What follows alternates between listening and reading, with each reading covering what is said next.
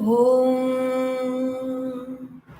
Om Om Om Sahana Vavatu Sahanau Bhunaktu Sah Viryam Karavavahi Tejasvinavadhitamastu Ma Vidvishavahaihi Om Shanti Shanti Shanti Om Samasta Jana Kalyane Niratam Karunamayam Namami Chinmayam Devam Sadgurum Brahma Vidwaram Sadgurum Brahma Vidwaram Om Shri Chinmaya Sadgurave Namaha.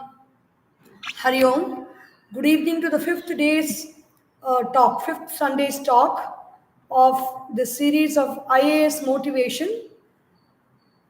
Commit to win and win you will.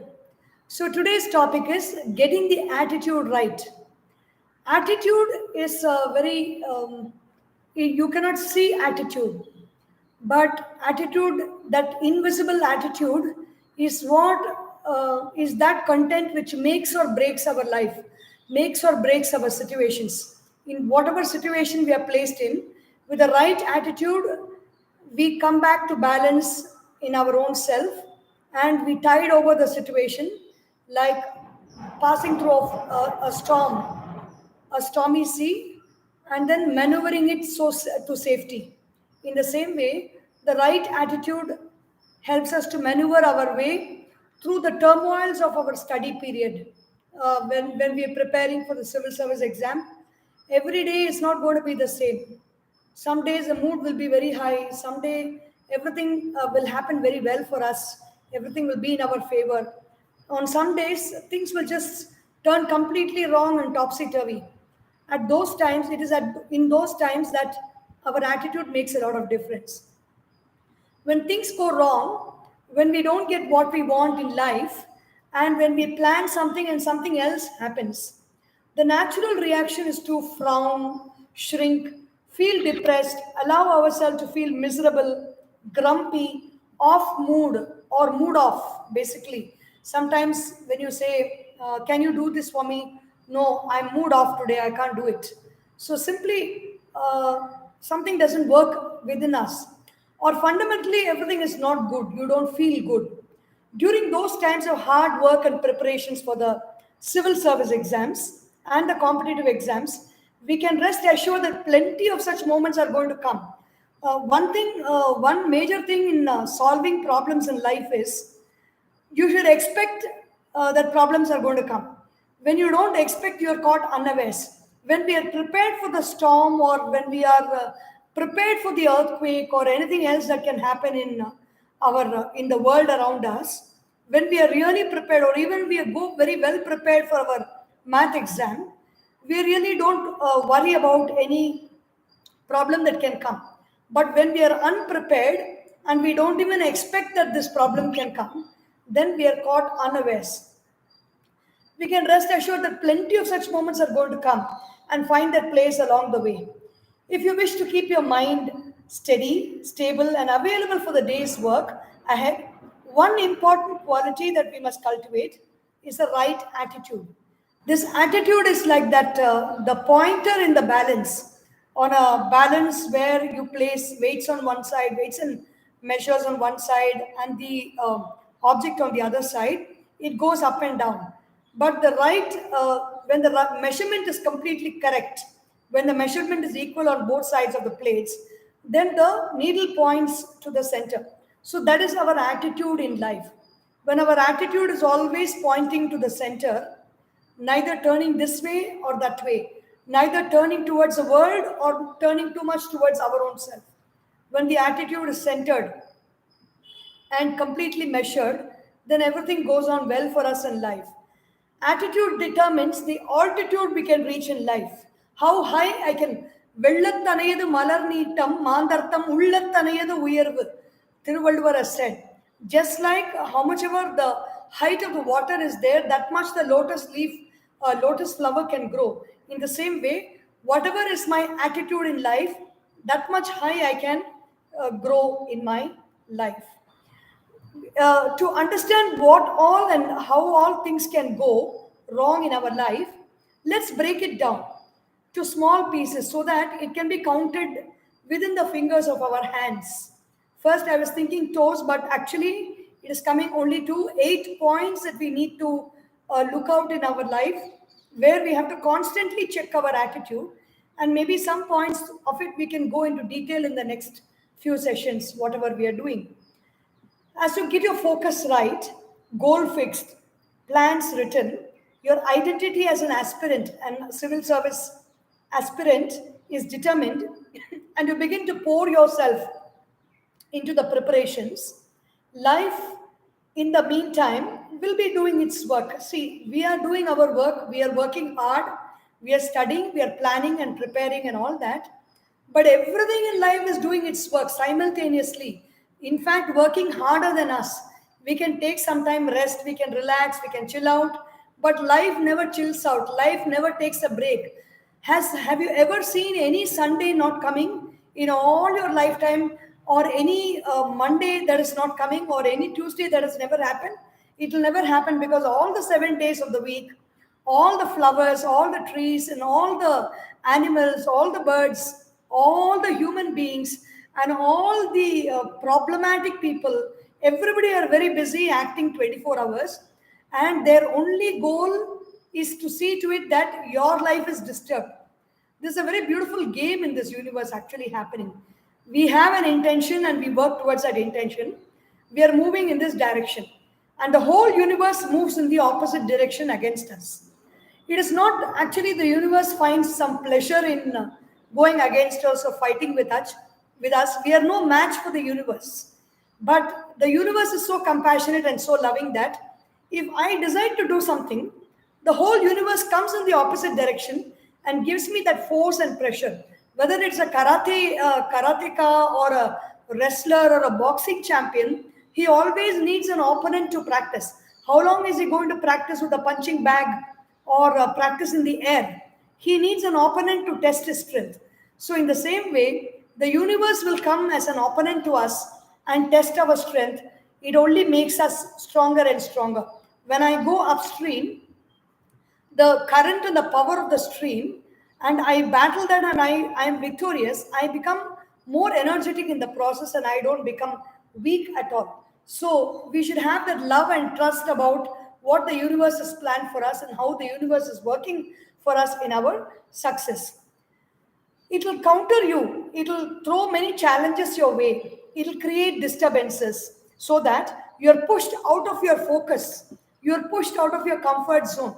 Success happens when you move out of your comfort zone into the effort zone.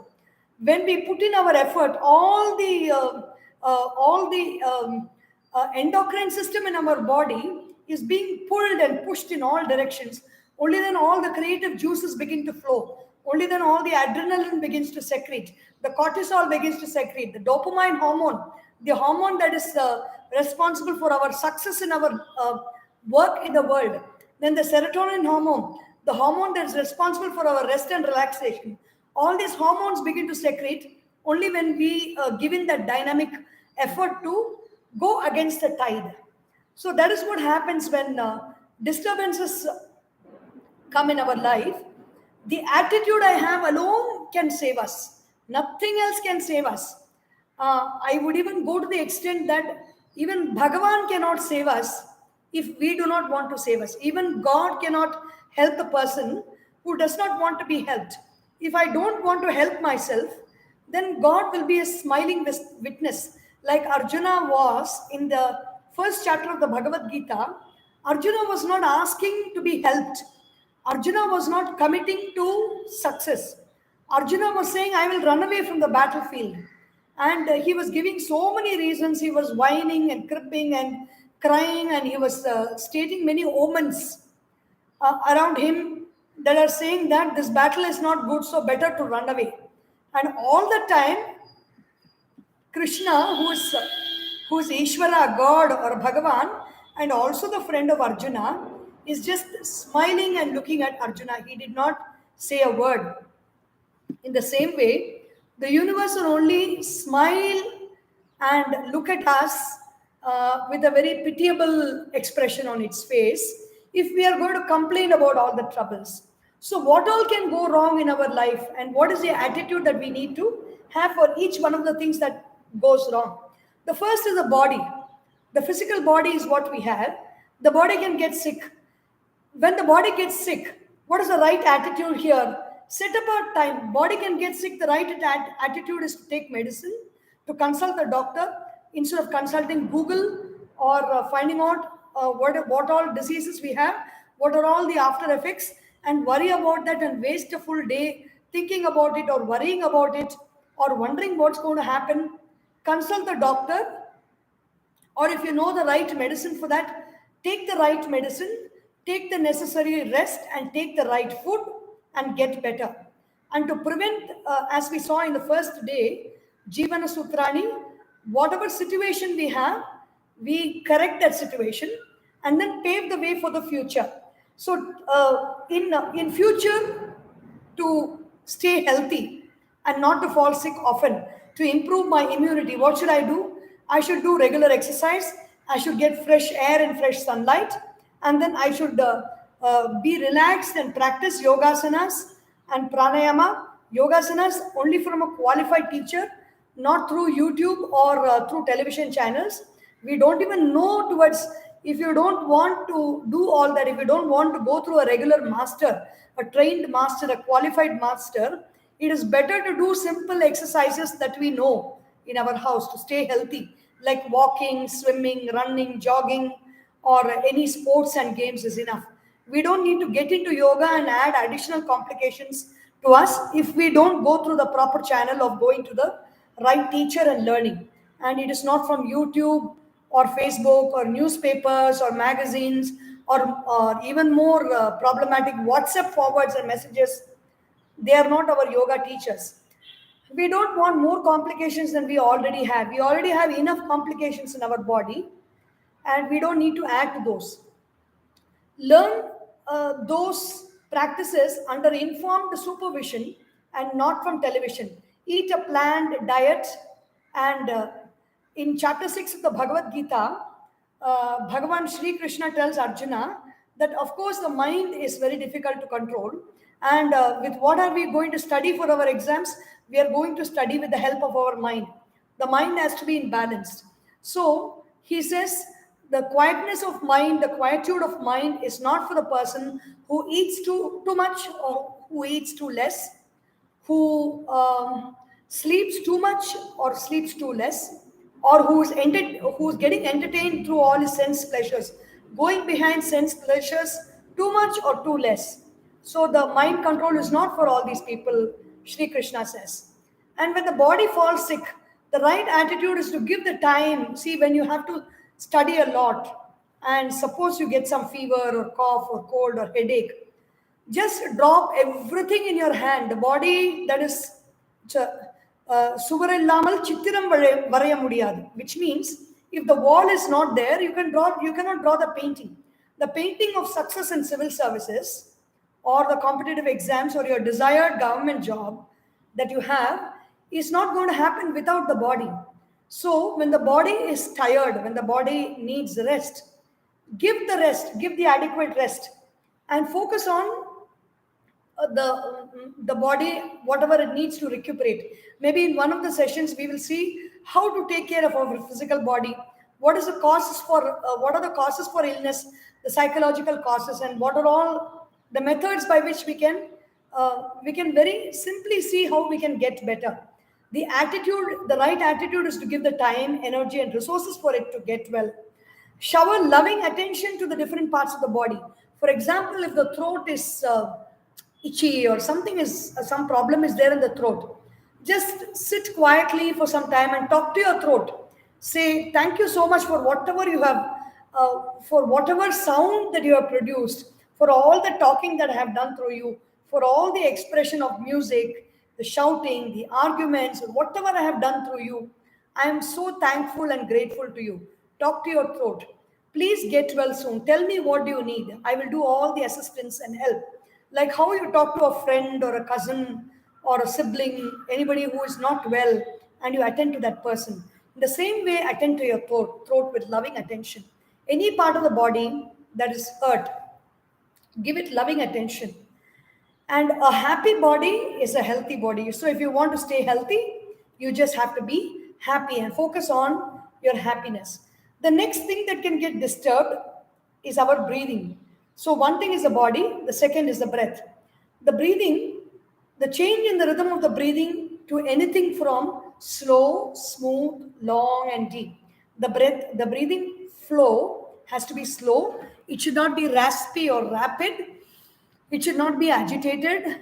Whenever we are angry or whenever we are shouting at someone, if you see, the quality of our breath changes. When you visualize something very beautiful, very calm, and very quiet, the flow of the breath is very slow, smooth, long, and deep. Anything else is a distortion that can affect the mind. There is the mind and the breath are interconnected, like as if they are intertwined with each other. When the breath is disturbed, the mind is disturbed. When the mind is disturbed, the breath is disturbed. So learning pranayama again under a trained master is very, very important. Otherwise, we have so many other problems that can come because of the wrong practice of pranayama. To keep this pranayama will help us. Prana means the vital energy. The vital energy is contained in the breath. The breath is not prana. The breath contains prana, which is a vital energy flow in our body. And when that is regulated, it is not going in excess to some part, or it is not depriving some parts. Then we will stay healthy. A disturbed breath can affect both the body and mind. Observation of breath is a simple and beneficial practice. So if you can't go to some master of pranayama, or you don't find a proper teacher, the simple practice would be this you can do even before you begin to study. When you begin to study in the morning, just sit quietly, inhale deeply, and exhale completely a couple of times. Inhale deeply and then exhale. After you finish a couple of deep inhalations and exhalations, just sit quietly and with your attention, your mental attention, observe the flow of breath. The breath is naturally flowing like a wave through the nostrils. It is going through the air windpipe and then touching some part around your heart region, in your lungs, and then moving out of the nostrils. You don't need to breathe in and out deeply. You just have to observe this flow of breath. And as I said, the mind and the breathing are connected. Even as I'm speaking this, if you see the tone of my voice, everything has changed because the focus has gone to the breath, it controls the mind. And when the mind is controlled, all the other sense organs are under control. So observe the breathing is a very simple and beneficial practice. You can do before your studies. You can do before you go to sleep. You can do after you finish your studies. Whenever there is a difficult passage or whenever there is a difficult problem that you have to solve, a difficult subject that you have to learn, and you're not able to concentrate and focus on that particular subject, you can spend a few minutes observing your breathing, making the mind quiet, and then you focus on that subject. Your clarity will be very sharp. And even before you write the exams, instead of talking to others about how stressed you feel or how you have left so many things out of portion, or worrying about what is going to come in the exam, whether something that you left is going to come or not, you just have to spend the time quietly observing the breathing until you go to the examination hall. As you are receiving the answer papers, as you are as you receive your as you are going through writing your examinations, you have to keep breathing quietly. So observation of breathing. The right attitude for breath is to practice. Otherwise, every day when you are as you are walking or just as you are sitting down, you can focus on your you can focus on building the breath repertoire. That is, it's called yogic breathing. as I inhale for 4 counts and exhale for 8 counts. When I inhale deeply. Om 1, Om 2, Om 3, Om 4. My lungs will expand and my abdomen expands. And as I exhale, I consciously contract the abdomen and count backwards from Om 8, Om 7, Om 6, Om 5, Om 4, Om 3, Om 2, Om 1. Inhale, Om 1, Om 2, Om 3, Om 4. And exhale, Om 8, Om 7, Om 6, Om 5, Om 4, Om 3, Om 2, Om 1. So this is a very beneficial practice for increasing the prana in your system. Even as you're doing your daily walking in the morning or evening, or even when you're sitting simply for some time, you can inhale and exhale deeply and focus on deep yogic breathing. It helps the body and the mind. So when it comes to attitude, the mind is one important area. So the first is body, then is the prana, the breath, and the third is the mind. The mind is always in a slippery zone when it comes to attitude. The mind is having constant demands about what it likes and what it does not like. The attitude of equanimity in the face of likes and dislikes, success and failure, loss and gain, restores that balance of mind. If I want to be balanced in my mind always, I neither get too excited and exhilarated or about something, or I don't get down into the dumps about anything. At the level of the intellect also. So, this balance is at the level of the intellect also, our decision fatigue is there. When you are, the very important thing as a student is, maybe that will be addressed definitely at one point of time, how to organize your reading materials, writing materials, how to organize your study area, how to organize your study room, how to keep your room in such a manner which is conducive for your study, how to make the atmosphere around you help you. That we will definitely address. It is a very important thing because the situation in the world is always changing, always drifting. One day it can be good, one day it can be bad, one day it can be sloppy, one day it can be excellent. But at least in our study area, which is a very steady place, we can create something that is very steady and inspires us all the time. So we will see that in one of our sessions. So intellect distortion comes with the decision fatigue when we face by too many choices on time. I have maybe 12 hours or 14 hours to study, and the remaining time goes in sleep and other work. In that time, if I have to make too many decisions, my intellect gets tired. So during the study period, organize your outer life in such a way to limit your choices for distraction. Don't allow too much of distraction to happen and keep your focus on the goal. At the deepest core of the personality, there is a general ignorance about who I am. As long as this ignorance is existing in us, we may succeed one day, we may fail another day, but the success and failure will keep on going because we don't have the right identity and understanding about who we are. So that is the essence of Vedanta, and we definitely have to take that into consideration if we want our success to be. Whenever I'm not very conscious in my approach to success in life, I will suffer whatever I may be successful, but that success will also bring me some joy. It can also bring me a lot of suffering. But when I'm conscious about who I am and I approach whatever I do and achieve success in life, then that success will not be a burden for me. That success will only take me to greater joy. So we need to spend some time to know I really don't know who I am. We may say, yeah, I know I am this person. I'm studying here. This is my name. This is my relationship. And this is my gender. This is where I study. This is what my financial status. We only know about ourselves. We know around ourselves. We know about ourselves. We know certain things that we think it is ourselves. We really don't know who we are. If we know who we are not going to be doing all this difficult work of having some desire and wanting to achieve something in life, because such people are very, very rare. It is 99.99% category we all belong to. 0.01 category is only people who know who they are.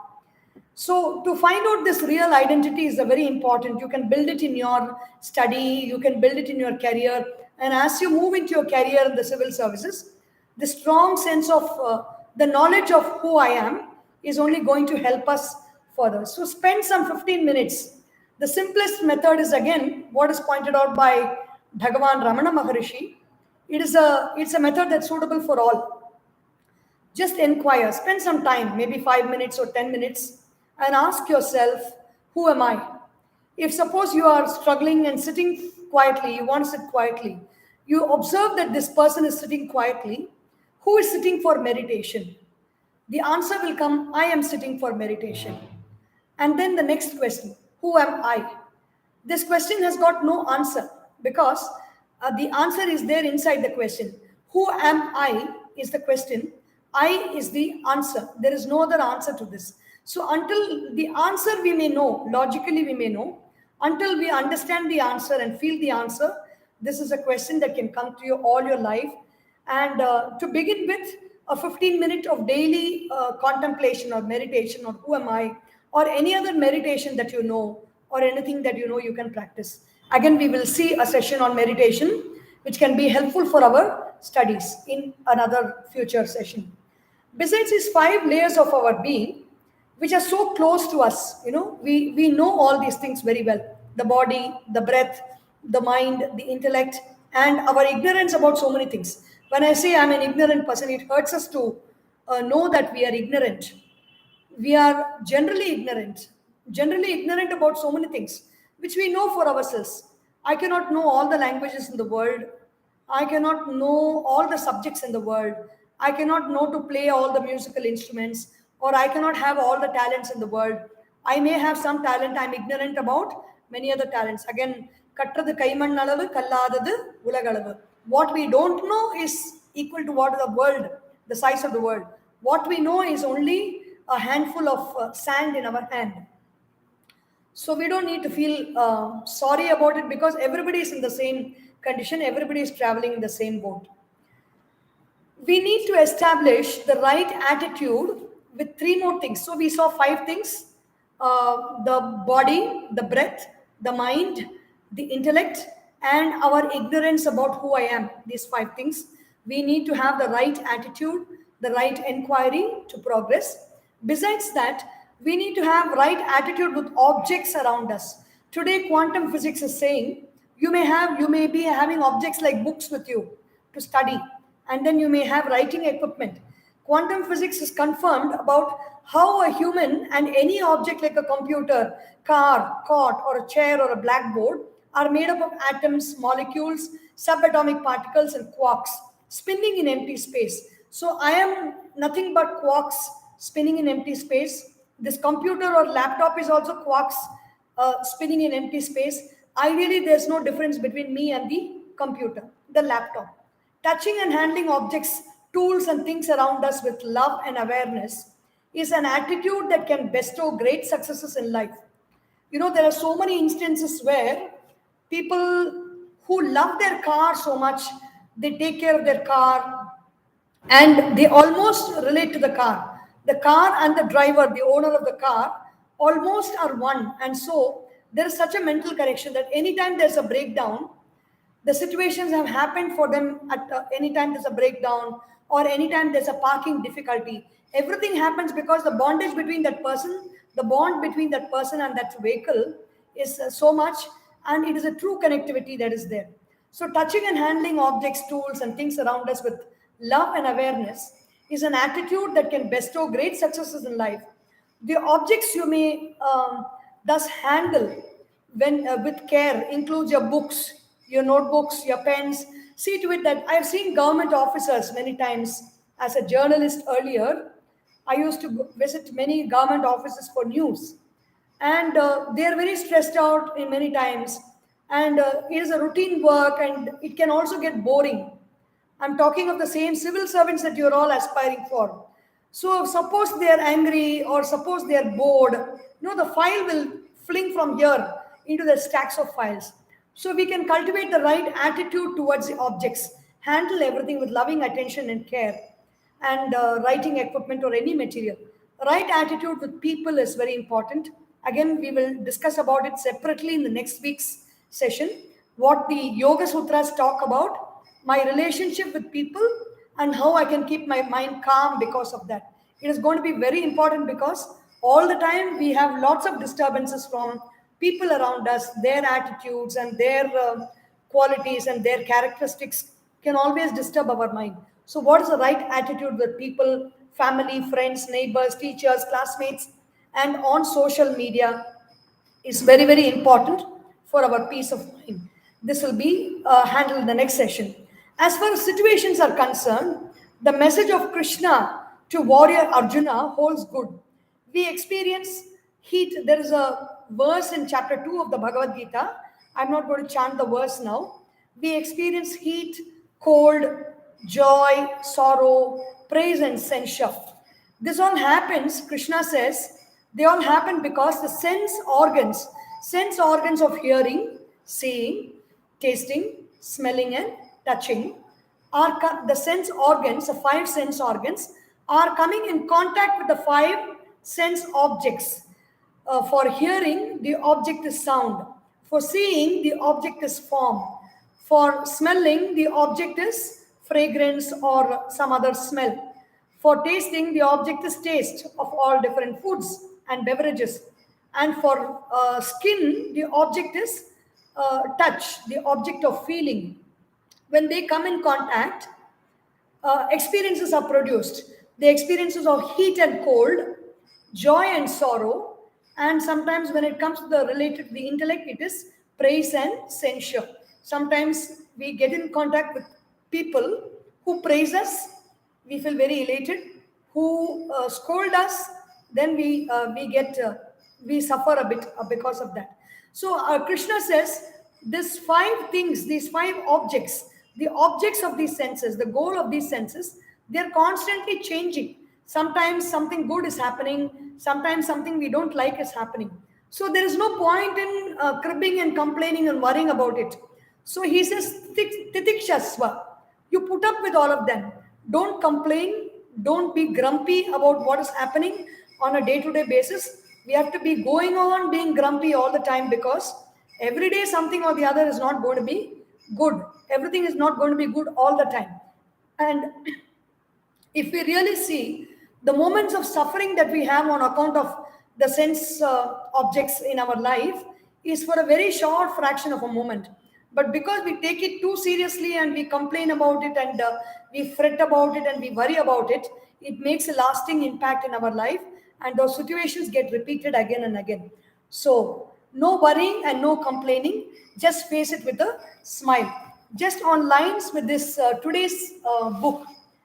And the mind will be very steady and it will be available to soar higher and higher. So I finish with saying, commit to win and win you will. Today's subject, the book, is a manual of self-unfoldment by Swami Chinmaya. On the first day we saw Kindle Life, and this manual of self-unfoldment is the second such book, which provides us the basis for our personal practices to improve the quality of our mind, basically to seek the nature of the self. But the practices and the methods can be applied for success in any field of life that we are in. So Swami Chinmayananda ji, he says in one paragraph here, halt the mind, meaning stop the mind. In the thick of life, in the workaday world, we are ever called upon to face problems, and in these days of acute competition, every moment raises a new challenge to be solved by us. A smart young man has to pour out his best at all times in order to build up his lifestyle, and later on he has to maintain the very lifestyle that has been raised by him. So you aspire now to study the IAS, and so you have reached a particular lifestyle, and after that you have to continue the aspiration because you cannot get down from there. You have to keep maintaining it and going higher. Both these need constant vigilance and meaningful self-application. It all means heavy expenditure of his mental resources and a steady drain upon his intellectual stamina. when I said decision fatigue is draining our intellectual stamina. This can be exhausting and weakening unless he regularly replenishes the brain drain and replaces the mental wastage. How to do that? Therefore, for but a few sweet moments, learn to halt the mind. The only way by which we can stop this brain drain, we are not talking of brain drain to our United States or any country, we are talking of the drain of energy from our own brains. Learn to halt the mind cheerfully and joyously from all its wanderings in the usual realms of objects, emotions, and thoughts. The hush of the conscious inner quietude. Under such balmy quietude, the lacerated mind recovers and refills itself with a strange light and a new power. In quietude, our mind can bring forth ideas, ideals, solutions, remedies, original thoughts, and endless creative ideas, especially when we go into the higher general studies and then the important subjects that we have to take up. And when we go into the interview and all that, this creative thinking and our ability to imagine and visualize and express ourselves beautifully is what is going to matter there. So, in these areas, making the mind quiet will help us. Thus, rendered whole and therefore enriched and revived with divine silence, let our minds stride forth every day to serve or to slave for the world, which is nothing but our Lord. The whole world that you're going to serve as a civil servant is only your master, or the guru, or the Lord, or the truth, or the reality, whatever you may call it, as perceived by us in our present plane of consciousness. So, with this, I wish you all the best. Commit to win, and win you will. We will meet again next week at 6 p.m. with the next interesting topic on this motivation series. Please find out details about the Chinmaya Academy for Civil Services under the auspices for which we are holding these talks from the Puducherry Satellite Center. Om Shanti Shanti Shanti Harihi Om Shri Gurubhyo Namaha Harihi Om Bole Shri Sadgurunath Maharaj Ki Jai.